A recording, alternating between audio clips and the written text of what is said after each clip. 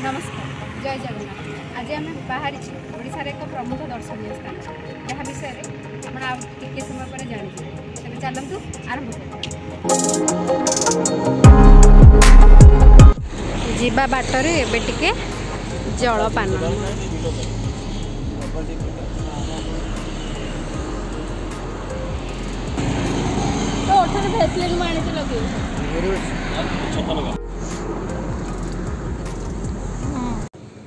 यही दहीबरा दुकानटा आमर नखरा आगे टाटा मोटर सामने पिंटू भाई को दुकान रे आमे खाइलु।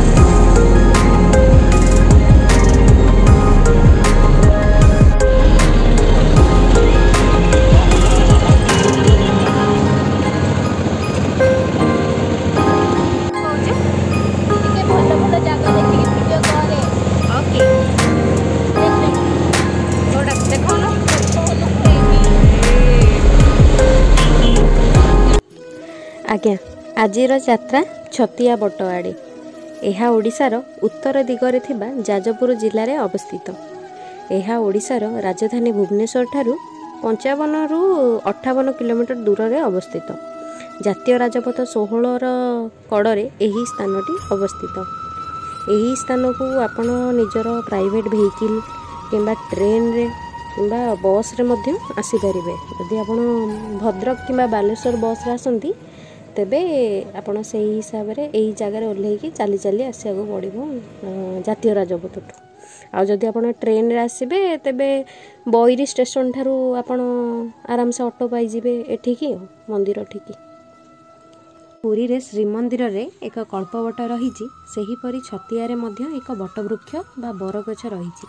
तेणु एही स्थान को छतिया बट मध्य कुहा जाए। कथारे अछि महापुरुष हाड़ीदासंक समाधि उपरे छतिया पट निर्माण करा जाइछि। आ लोकंक मतरे मध्य छतिया ठारू पाखापाखि 2 किलोमीटर दूर थिबा एक ग्राम रे एही महापुरुष जनक जन्मग्रहण करथिले।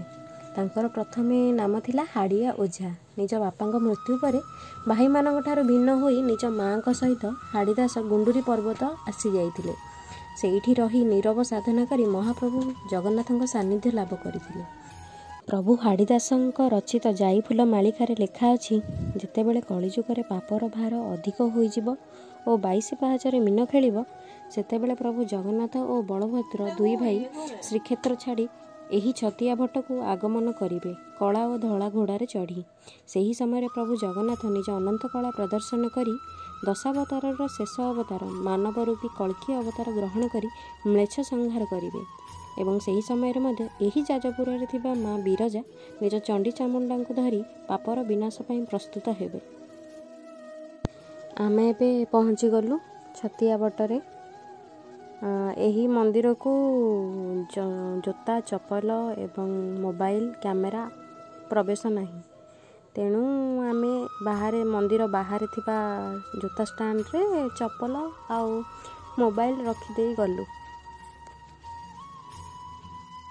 फोन गोटाक 5 टंका चप्पल गोटाक हाँ 3 टंका चप्पल गोटाक फोन गोटाक 5 टंका। जगन्नाथ भाई एटा के टंका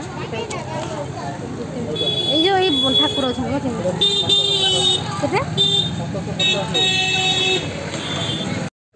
मंदिर भितर प्रवेश करू करू श्रीकृष्ण जन्म, वासुदेवंकर श्रीकृष्ण को नंदराजा को दान, पूतना राक्षसी बध, गोपलीला, कंस बध, युधिष्ठिर राज अभिषेक, रामलीला, राम दरबार, राम एवं हनुमान मिलन, रावणंकर मृत्यु इत्यादि अनेक घटना मूर्ति माध्यम अत्यंत सुंदर भाव दर्शा जाइछि।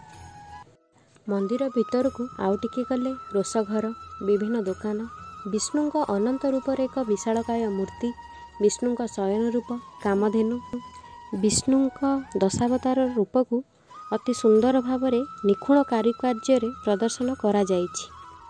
मंदिरर कांथरे महाभारत भली अनेक पौराणिक घटना को पट्टचित्र माध्यम अति सुंदर भावरे वर्णना करा जाइछि। प्रभुଙ୍କ कथा कहबाकू गले प्रथमे प्रभु बलभद्र पूजा पाउछंती, तांको पछकु प्रभु जगन्नाथ एवं तांको पछकु माँ सुभद्रा पूजा पाउछंती।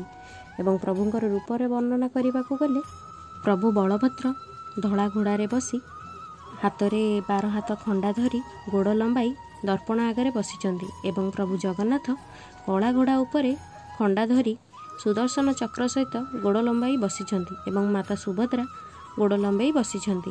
मंदिरर ननांक कहिबा अनुसार प्रभु बलभद्र कलिजुगर शेष को अपेक्षा करी एहीपरि भाବରେ दर्पण आगे बसिचंती।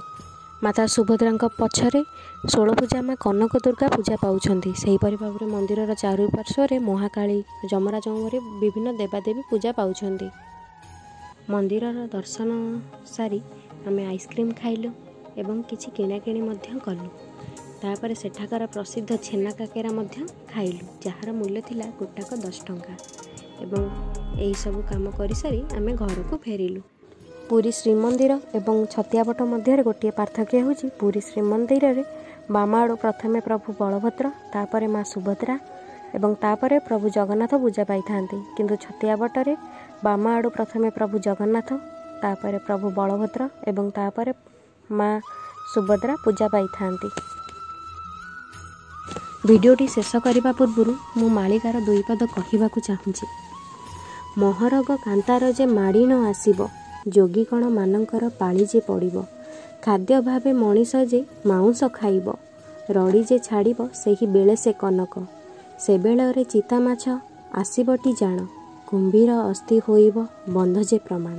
भिडियोटी भल लागिथिले लाइक, कमेंट, सब्सक्राइब एवं शेयर करदेवे। रहुछि, धन्यवाद।